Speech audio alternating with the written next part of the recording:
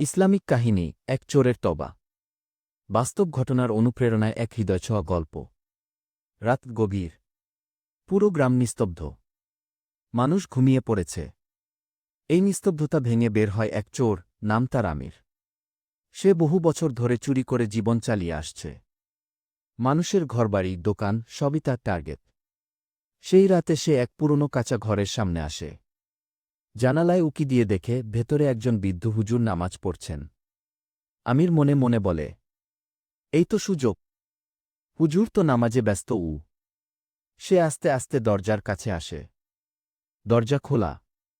ঘরে ঢুকতেই হঠাৎ সে শুনে কান্নার শব্দ। হুজুর সেজদায় কাঁদছেন। তার কণ্ঠে দোয়ার আওয়াজ। হে আল্লাহ, আমি গরিব, কিছু চাই না, শুধু আমার সন্তানদের হেদায়েত দাও। আমাকে মাফ করে দাও, আমি তোমারই বান্দাগী। এই কথা শুনে আমিরের হৃদয় কেঁপে উঠে। বুক ধকধক করতে থাকে। সে স্তব্ধ হয়ে যায়। চোখ দিয়ে অশ্রু গড়াতে থাকে। সে চুরি করতে আসলেও হুজুরের পেছনে সেজদায় পড়ে যায়। সেই রাতেই তার জীবন বদলে যায়। সে চুরি ছেড়ে দেয়। পরদিন মসজিদে গিয়ে হুজুরকে জড়িয়ে ধরে বলে, হুজুর, আমি একজন চোর ছিলাম, কিন্তু আজ আমি বদলাতে চাই।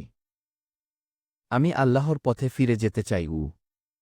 হুজুর তাকে বুকের মধ্যে টেনে নেন, বলেন, আল্লাহর দরজা কখনো বন্ধ হয় না ভাই। এরপর আমির কুরআন শিক্ষা শুরু করে। আলেমদের সান্নিধ্যে বড় হয়। বছর কয়েকের মধ্যেই সে হয়ে ওঠে একজন দায়ী, যে হাজারো মানুষকে আল্লাহর পথে ডাকে। শেষ বার্তা। প্রিয় ভাই ও বোনেরা, আল্লাহর রহমত থেকে কখনো হতাশ হবেন না। আপনার একটি খাঁটি তবাই হতে পারে আপনার জান্নাতের চাবি।